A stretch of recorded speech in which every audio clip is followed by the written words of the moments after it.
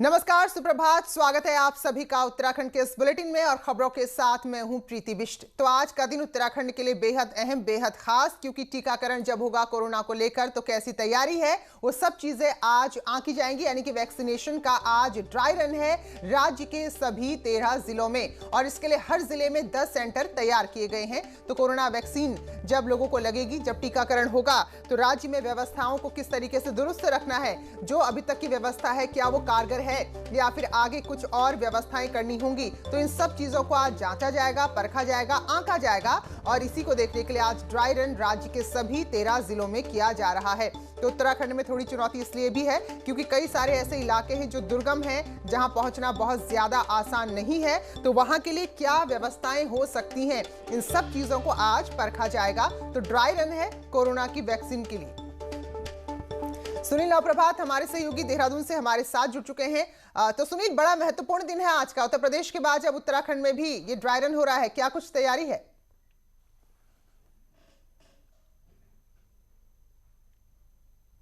से पहले शनिवार को देहरादून में 5 सेंटरों पर ड्राई रन हुआ था, जो बेहद सफल रहा था। आज का जो ड्राई रन होगा वो पूरे प्रदेश में, पूरे स्टेट में करीब पूरे 13 जिलों में 130 सेंटर पर होगा। प्रत्येक जिले में 10 सेंटर बनाए गए हैं जहां पर कोविड वैक्सीन का ड्राई रन किया जाएगा और ये परखा जाएगा कि जब वैक्सीन उत्तराखंड को मिलेगी उसके बाद किस तरह से उसे लगाया जाएगा, कोई खामियां उसमें न रहे, कोल्ड चेन जो है वो किस तरह से रहेगी, इसका ट्रांसपोर्टेशन किस तरह से होगा, किस तरह से जो वैक्सीनेशन के जो बूथ हैं वहां पर कैसे व्यवस्थाएं होंगी। प्रत्येक बूथ पर 3 रूम बनाने की बात कही गई है, जहां पर वेटिंग रूम होगा, ऑब्जर्वेशन रूम होगा और वैक्सीनेशन का रूम अलग होगा। जो स्टाफ, जो पैरामेडिकल मेडिकल स्टाफ इस पूरी वैक्सीनेशन की प्रक्रिया को अंजाम देगा, कहाँ क्या कुछ खामियां आ सकती हैं, किस तरह की दिक्कतें इस दौरान आ सकती हैं, क्योंकि उत्तराखंड की विषम भौगोलिक परिस्थितियां भी हैं और यहाँ पर वैक्सीन को एक रिकमेंडेड टेम्परेचर के साथ साथ वैक्सीनेशन बूथ तक ले जाना अपने आप में एक बड़ी चुनौती है। तो ये दूसरे चरण का ड्राई रन होगा और देखा जाएगा कि खासकर जो जिलों में, क्योंकि पहला जो ड्राई रन शनिवार को हुआ था वो केवल राजधानी देहरादून में हुआ था, आज 13 के 13 जिलों में होगा और इसके बाद जो खामियां होंगी या जो रिपोर्ट आएगी सभी 13 जिलों से, उसका भी राज्य स्तर पर यहाँ पर एक विश्लेषण किया जाएगा कि जब रियल में वैक्सीन उत्तराखंड को मिलेगी तो उसके बाद किस तरह से प्रक्रिया को अंजाम दिया जाएगा। बिल्कुल बिल्कुल सुनील, क्योंकि भौगोलिक परिस्थितियां भी भिन्न है। पहली बात तो ये कि ऐसे कई पहाड़ी इलाके हैं जहां कोल्ड चेन को मेंटेन कैसे किया जाए ये देखना होगा। इसके अलावा कई ऐसे इलाके हैं जहां बर्फबारी की वजह से हो सकता है आना जाना भी मुश्किल हो, तो खासतौर पर पहाड़ी इलाकों में आज ध्यान दिया जाएगा।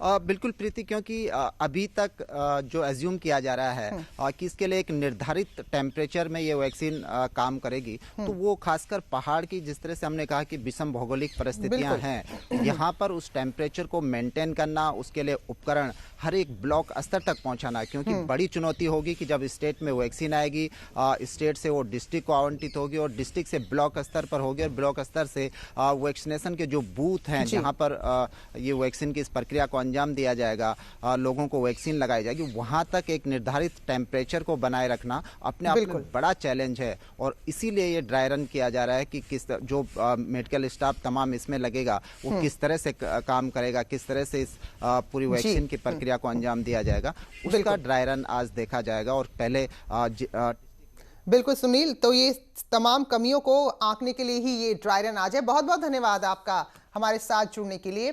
तो कोरोना अपडेट भी आपको दे दें, कल के दिन यानी कि गुरुवार 249 नए मामले राज्य में सामने आए, जबकि 6 लोगों की कोरोना की वजह से मौत हुई है। और इस वक्त अगर हम एक्टिव केस की बात करें, यानी उन मामलों की बात करें जिनका इलाज चल रहा है, तो 3300 है। और कल के दिन देहरादून में 90 और नैनीताल में 53 नए मामले सामने आए हैं। मामले थोड़े घट रहे हैं, तो उम्मीद है कि बहुत तेजी से घटे और इसके अलावा कोरोना वैक्सीन का जो ड्राई रन है वो भी पूरी तरह सफल हो। तो कल के दिन में लगभग 249 नए केस उत्तराखंड में सामने आए। खबर हरिद्वार से आई, बड़ी दर्दनाक खबर आई, जहां लक्सर रेल मार्ग पर जमालपुर में ट्रेन का ट्रायल रन चल रहा था, लेकिन इस दौरान बहुत बड़ा हादसा हो गया। 4 लोगों की बड़ी दर्दनाक मौत हो गई। हरिद्वार में कुंभ से पहले हरिद्वार लक्सर रेल लाइन के दोहरीकरण का काम चल रहा है। रेलवे लाइन दोहरीकरण का काम पूरा हो चुका था और उसी का ही कल ट्रायल था, लेकिन जब ये ट्रायल रन चल रहा था तभी ट्रेन की चपेट में ट्रैक पार कर रहे 4 लोग आ गए और उसके बाद उनकी दर्दनाक मौत हो गई। इसके बाद स्थानीय विधायक स्वामी यतीश्वरानंद ने रेलवे अधिकारियों पर आरोप लगाया कि ये नई रेल लाइन बनी थी, लिहाजा ट्रायल से पहले ही इस बात को सुनिश्चित किया जाना था कि जब ट्रायल चल रहा है किसी तरह की आवाजाही ना हो, लेकिन रेलवे पूरी तरह से गैर जिम्मेदार रहा और बहुत ही दर्दनाक हादसा, 4 लोगों की मौत हो गई। विभाग है उसकी बहुत बड़ी गलती है। अगर आज उन्होंने नई रेलवे लाइन का ट्रायल करना था तो कम से कम आबादी का क्षेत्र इसमें अलाउंसमेंट करना चाहिए था, क्योंकि यहाँ के जो दोनों साइड के रहने वाले लोग हैं उनको अब तक ये मालूम था कि जो ये रेलवे लाइन नई बिछाई गई है इस पर ट्रेन नहीं चलती है, इसलिए कॉलोनी के लोग इस पर आके बैठ भी जाते थे। गलत तरीका था इनका ट्रायल करने का। किसकी गलती मानते हैं और दूसरी बात, इसमें रेलवे विभाग की गलती मानते हैं, बहुत बड़ी गलती है। की घटना है, इसमें एक ट्रेन का ट्रैक का ट्रायल चल रहा था और ट्रायल के दौरान जो ट्रेन थी उससे कुछ लोगों के रन ओवर होने की घटना हुई है। इसमें लगभग 3 से 4 लोगों की मृत्यु हुई है और अभी कंफर्म डिटेल्स हम लोग ले रहे हैं। तो बहुत ही बड़ा हादसा, बहुत ही बुरा हादसा। इस हादसे पर मुख्यमंत्री ने भी दुख जताया है, मृतकों के जो परिजन उनके प्रति संवेदना जताई है और मजिस्ट्रियल जांच के आदेश दिए हैं।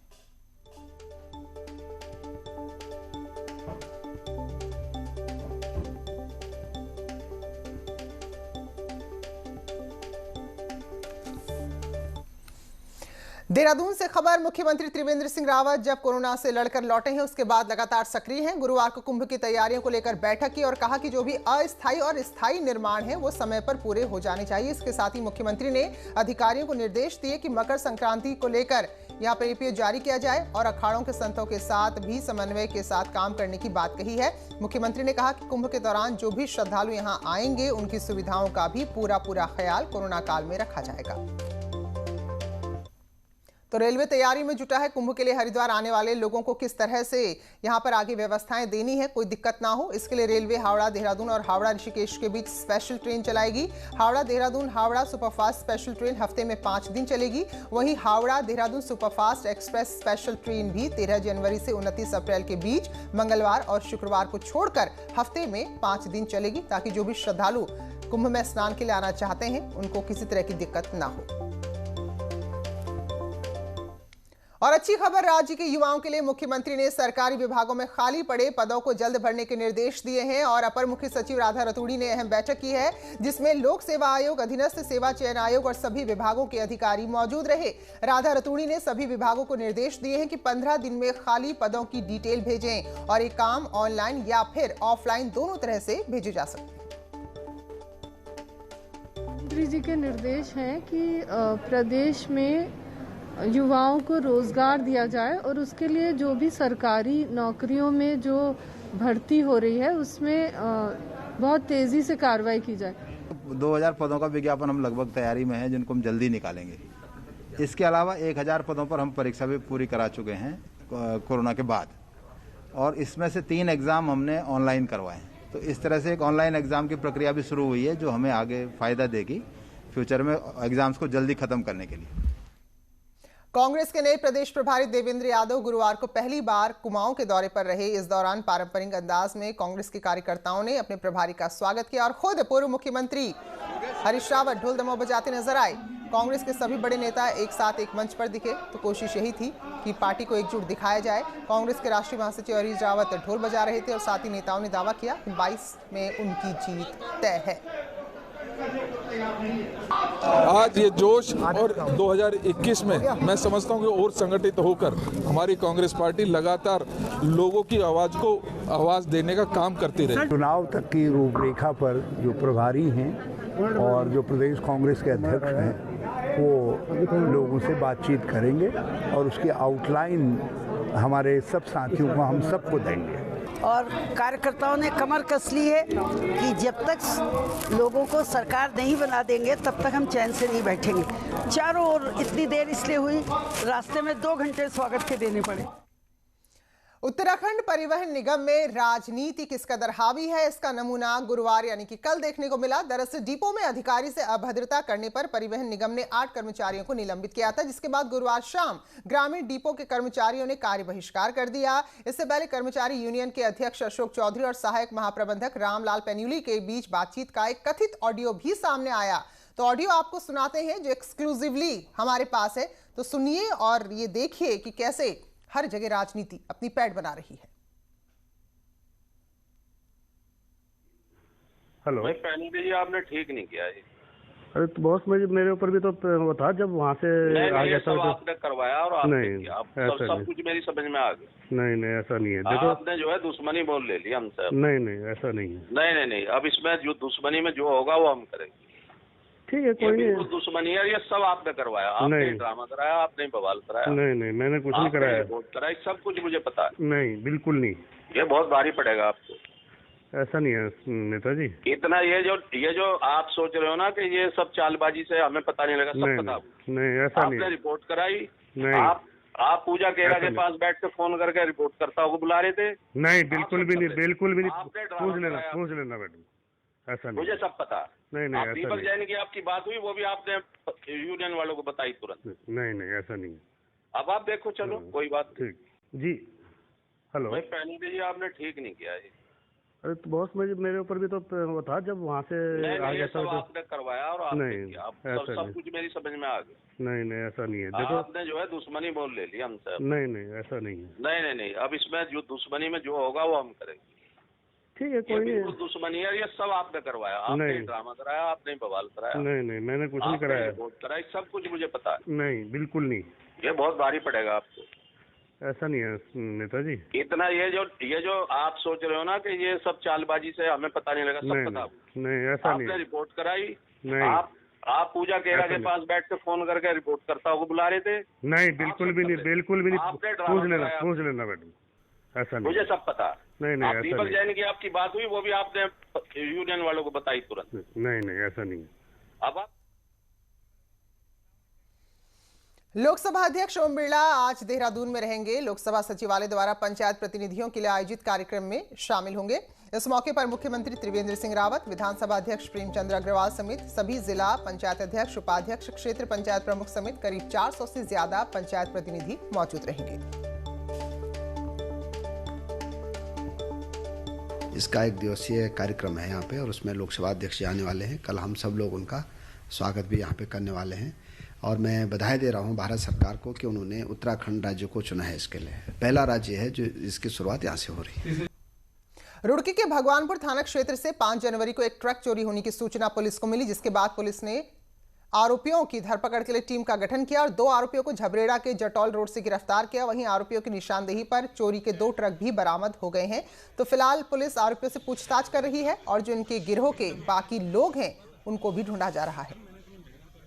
सुरागों के आधार पर उक्त चोरी गए ट्रक को झबरेड़ा से जटोल रोड की ओर बरामद किया गया तथा इस घटना में संलिप्त 2 अभियुक्तों इरफान निवासी ननेड़ा अनंतपुर थाना भगवानपुर और दाऊद निवासी रामपुर टांडी थाना गंगनहर को गिरफ्तार किया गया।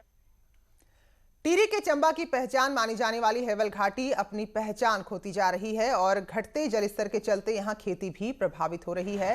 तो कभी हरे भरे रहने वाले खेत आज बंजर नजर आ रहे हैं। तो ग्रामीण कह रहे हैं कि प्रशासन की टीम जो भी नुकसान का जायजा लेने के लिए आती है और जो सुरक्षा दीवार चेक डैम बनाने का निर्णय लिया है, लेकिन आज तक उस निर्णय को धरातल पर नहीं उतार पाई, जिसके चलते यहाँ लगातार नुकसान हो रहा है।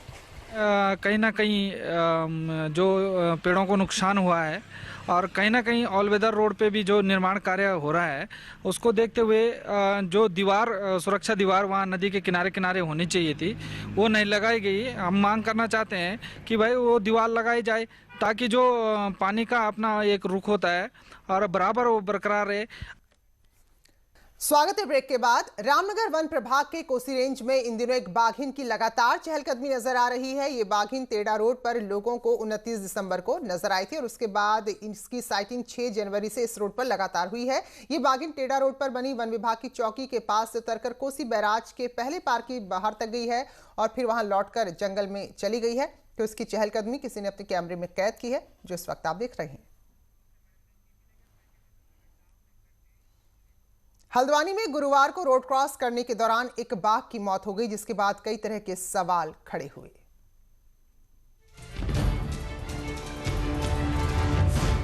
जंगलों के बीच से निकलने वाली उत्तराखंड की सड़कें वन्य जीवों के लिए खतरनाक साबित हो रही हैं।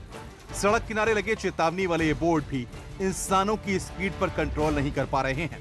हल्द्वानी में गुरुवार को रेड क्रॉस करते बाघ को कार ने ऐसी टक्कर मारी कि जवान बाघ अपनी जान गंवा बैठा, जिससे वन्य जीव प्रेमी खासे चिंतित हैं। ये हादसा हुआ है, बहुत ही दर्दनाक हादसा है। ऐसा हादसा नहीं होना चाहिए। हम लोगों को वन्य जीवों की रक्षा करना बहुत ही दायित्व है, अब सभी का दायित्व है। अक्सर जो है लोग ओवर स्पीड चलते हैं, जिसकी वजह से ऐसे काम होते रहते हैं। इसलिए हमको चाहिए कि अपनी गाड़ी को कंट्रोल से चलें और वन्य जीवों की रक्षा करें। तकरीबन 70% जंगल वाले उत्तराखंड में हर तरफ छोटे बड़े वन्य जीवों का बसेरा है। हैरानी की बात यह है कि साल 2012 से 2020 के बीच तकरीबन 200 बाघ गुलदार और हाथी ट्रेन और गाड़ियों के चक्कर में अपनी जान गंवा बैठे हैं। बोर्ड लगाए गए हैं, वाहन धीरे चलाएं, वाहन रोड में चलने का सर्वप्रथम अधिकार वाइल्ड लाइफ का है और क्षेत्र में कूड़ा न डालें। इसके बावजूद लोग यहाँ पर ओवर स्पीड चलते हैं, जिस कारण ये घटना घटित हुई है। रेल और सड़क दुर्घटना में उत्तराखंड के भीतर औसतन सालाना 21 बड़े वन्य जीवों की मौत हो रही है। इसमें हिरन, चीतल, बंदर शामिल हैं। लेकिन इसके बावजूद बेजुबानों को मौत के घाट उतारने वाला समझदार इंसान संभलने को तैयार नहीं। न्यूज़ 18 के लिए हल्द्वानी से शैलेंद्र नेगी की रिपोर्ट। देहरादून में कौवों की मौत का सिलसिला जारी है। हालांकि राज्य में अब तक बर्ड फ्लू का कोई मामला सामने नहीं आया, लेकिन सरकार किसी भी तरह की लापरवाही नहीं बरतना चाहती।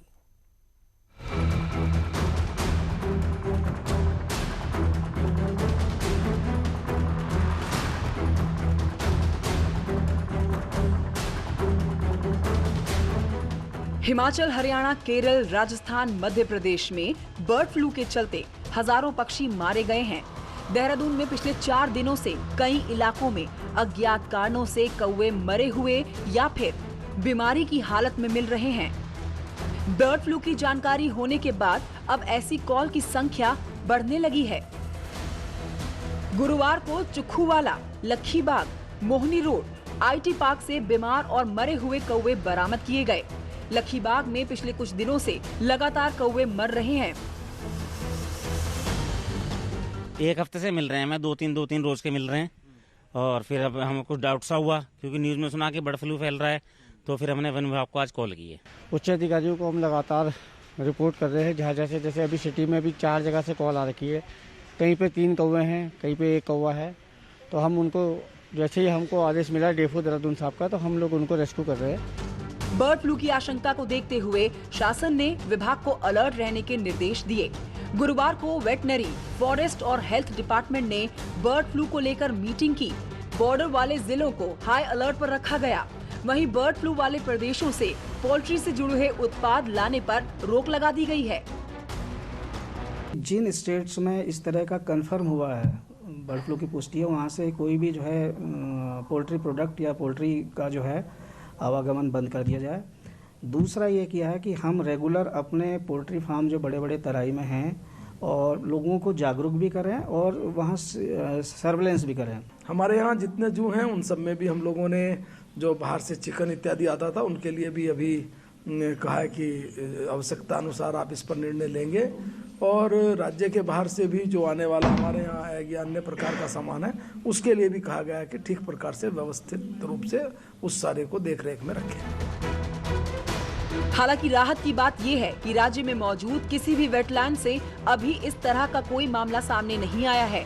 देहरादून में मर रहे कौवों को लेकर आशंका जरूर है, लेकिन और पौड़ी से खबर है जहां के घुड़दौड़ी इंजीनियरिंग कॉलेज के प्रभारी निदेशक पर निर्देशों का पालन न करने पर एक्शन लिया गया है। कार्रवाई हुई है। प्रभारी निदेशक एमपीएस चौहान को उनके पद से हटा दिया गया है। तो ये बड़ी खबर है। इस वक्त अब जिलाधिकारी पौड़ी इंजीनियरिंग कॉलेज के प्रभारी निदेशक का कार्यभार देखेंगे, यानी कि अब जिलाधिकारी ही जो कुछ भी यहां पर गतिविधियां होंगी इसकी जिम्मेदारी अभी फिलहाल जिलाधिकारी को होगी। तो ये बड़ी खबर है घुड़दौड़ी इंजीनियरिंग कॉलेज से जुड़ी हुई।